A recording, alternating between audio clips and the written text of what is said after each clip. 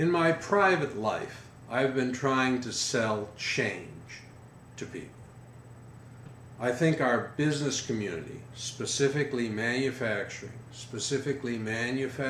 of uncomplicated items, I constantly refer to them as underwear, has been hampered by the United States government. And as a result of that, we've lost a lot of lower level jobs that provide the basis and the backbone for a lot of our smaller communities. So while a guy is making $300,000 a year designing integrated chips and whatnot, he really doesn't care that he gets his underwear from China or India. And most of the people in government, they really don't care because they're set up. But let me make some arguments for the little guy. The United States government, and by that I mean basically the Congress, they make the rules.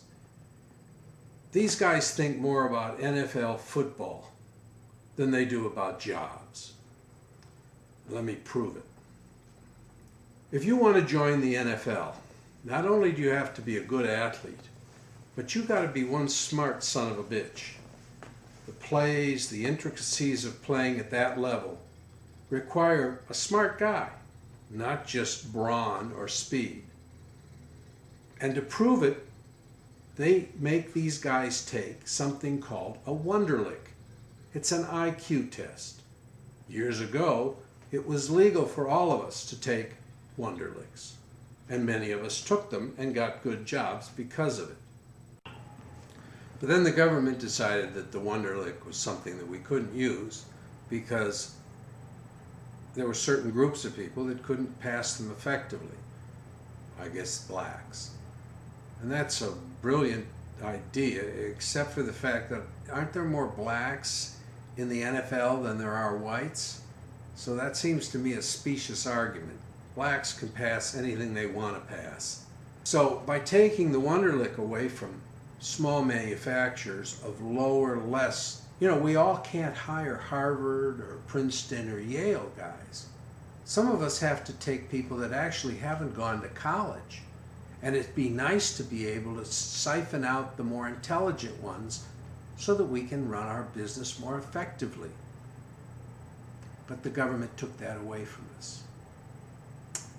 And then Bill Clinton, he went beyond that. When he became president, China was just dying to become a most favored nation, which means that they get benefits when they trade with us, and it would make trading between the two countries very much easier, especially on China, who was dying to get their hands into our pocket. And at that time, he could have negotiated with China to keep the Chinese yuan, which is their dollar, free floating. But he didn't negotiate that. What does that mean? So what if it's free floating?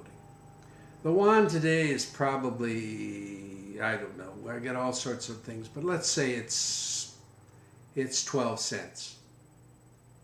And it should be 25 cents.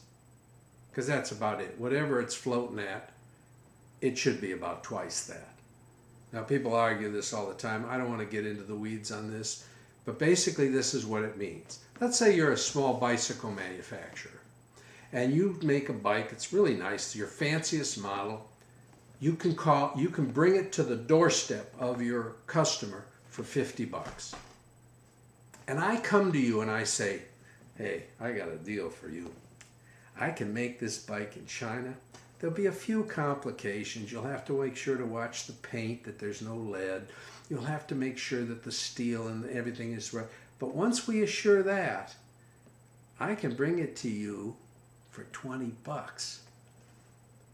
You go, $20? And then you think of all your employees, the hundreds of employees that are stamping and painting and packaging and all that, and the packaging company that sells you the boxes. All these people are going to be out of work. But damn, $20? You mean you can bring it from China and put it on the doorstep of Kmart for $20 or Walmart? Yep.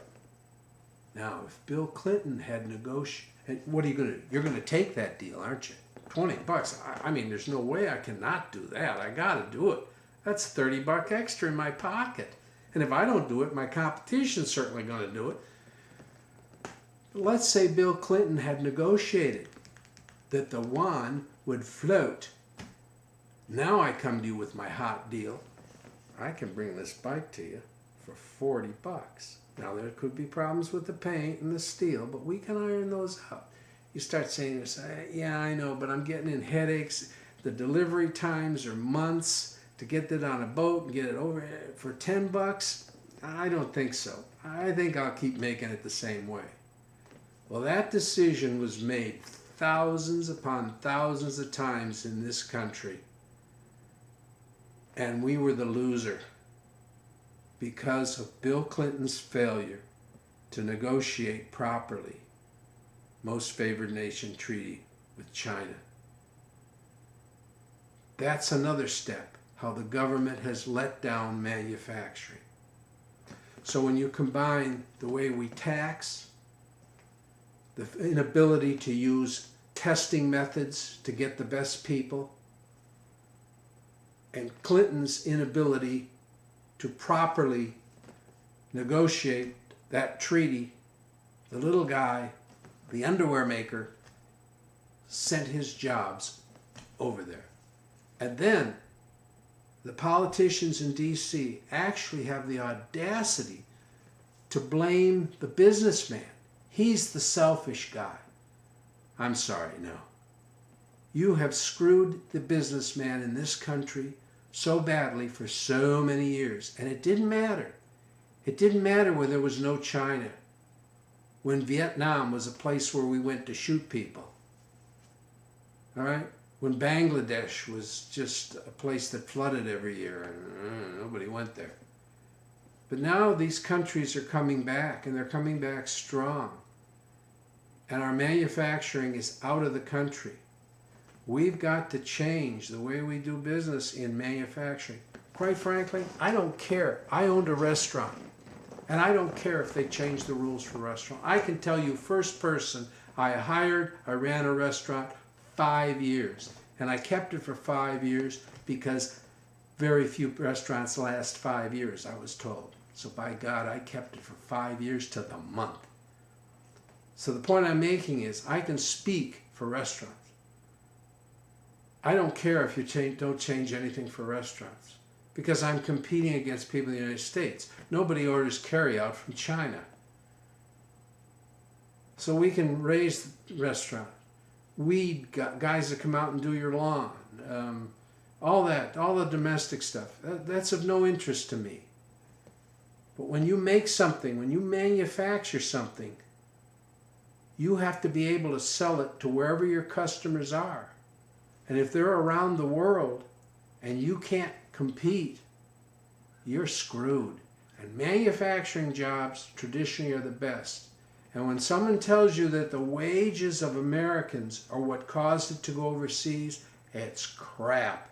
I ran manufacturing operations and I saw some of them go overseas, and I'm about to tell you they could have been saved here if we had had just some politicians that understood manufacturing.